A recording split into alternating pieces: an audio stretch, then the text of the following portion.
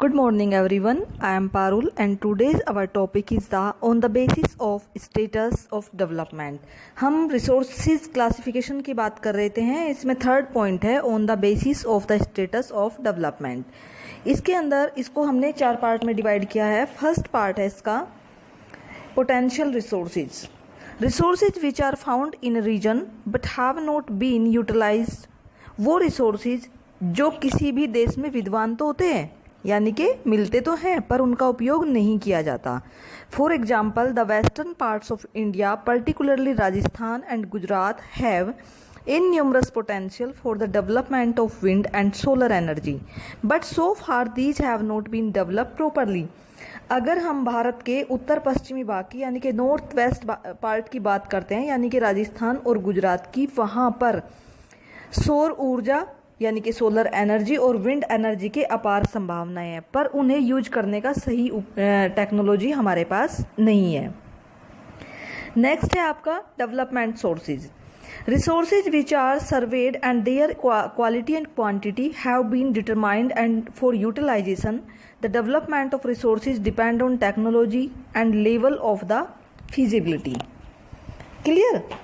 यानी कि विकसित संसाधन वे संसाधन जिनका सर्वेक्षण किया जा चुका है और उपयोग की गुणवत्ता और मात्रा निर्धारित की जा चुकी है, विकसित संसाधन कहलाते हैं. संसाधनों का विकास प्रौद्योगिकी और उनकी संभावना के ऊपर डिपेंड करता है. यानी कि जैसे सपोज कीजिए इंडिया में अराउंड 2,47,887 मीन्स यानी कि 25 मिलियन टन कोल है जिसका यूज किया जा रहा है. अगर क्योंकि इसका हमको पता है कि हमारे पास इतने सोर्सेज हैं, तो हम क्या हुआ इतने का यूज कर रहे हैं, इसकी मात्रा को हमने, इसकी क्वांटिटी को हमने निर्धारित कर दिया है. क्लियर? नेक्स्ट इसमें आएगा आपका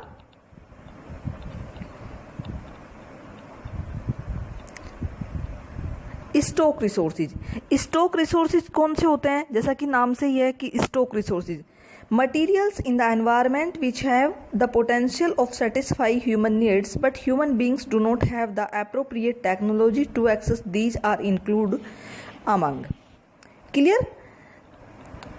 पर्यावरण में उपलब्ध वे पदार्थ जो मनुष्य की आवश्यकता पूर्ति तो कर सकते हैं, परंतु प्रौद्योगिकी यानी कि टेक्नोलॉजी के अभाव में हम उनकी वो हमारी पहुंच के बाहर है, वो शामिल होते हैं. अब देखिए इसका एक एग्जाम्पल है.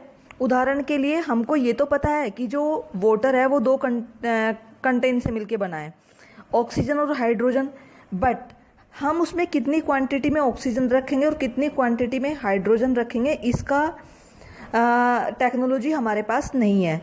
तो इसलिए हमारे पास जो है हाइड्रोजन और ऑक्सीजन के भंडार तो है, लेकिन हम उसका सही तरीके से यूज नहीं कर सकते. नेक्स्ट है आपका reserve resources. Reserve are the subset of the stock which can be put into use with the help of existing technical know-how, but their use has not been started.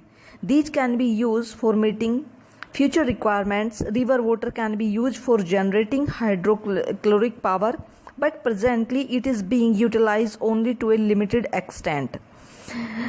The water in the dams, forest, etc., it is the reserve which can be used in further. ये वो भंडार का हिस्सा है जहाँ तकनीकी ज्ञान की सहायता से प्रयोग में लाया जा सकता है. यानी कि हमारे पास स्टॉक है और हम इसमें एक अच्छी टेक्नोलॉजी यूज करके कम चीज़ें यूज करके उनका अच्छा उपयोग कर सकते हैं. क्यों? क्योंकि हमें नेक्स्ट जनरेशन के लिए भी छोड़ने हैं. इनका उपयोग जो है हम इस तरीके से करते हैं कि फ्यूचर में जो आने वाली जनरेशन है वो भी इसका यूज कर सके. जैसे वाटर है, रिवर वाटर जो होता है उससे हम इलेक्ट्रिसिटी जनरेट करते हैं, परंतु समय के साथ इसका उपयोग एक सही पैमाने पे हो रहा है. इसी प्रकार जो डैम्स होते हैं उसमें क्या होते हैं, हम पानी को स्टोर करके रखते हैं. वाटर है, फॉरेस्ट एरिया है, इनके जितने भी भंडार हमारे पास है उनको हम सही तरीके से यूज़ कर रहे हैं ताकि आने वाली